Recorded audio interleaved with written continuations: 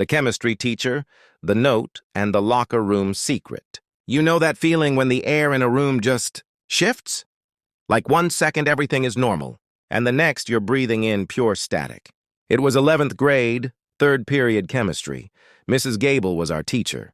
Now, Gable was legendary, but not in a good way. She was usually wound tighter than a guitar string. But that morning she looked like she'd finally snapped.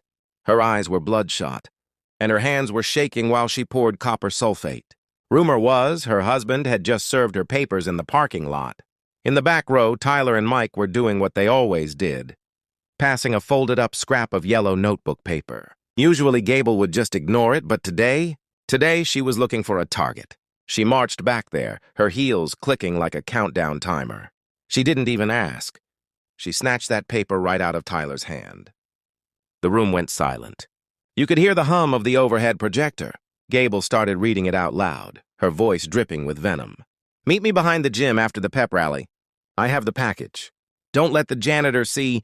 And then she just stopped. The color drained from her face. She looked at Mike, then at Tyler, and her mouth just hung open. She didn't scream. She didn't send them to the office. She just turned around, walked to her desk, grabbed her purse, and left. We sat there for 40 minutes. Total silence. Then the intercom crackled. Code blue.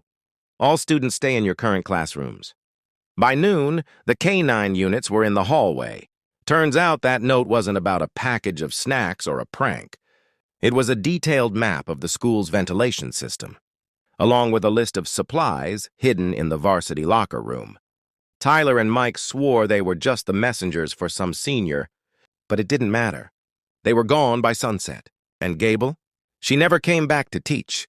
They say she was the one who tipped off the board that the supplies had been there for weeks. Sometimes the smallest scrap of paper holds the heaviest weight.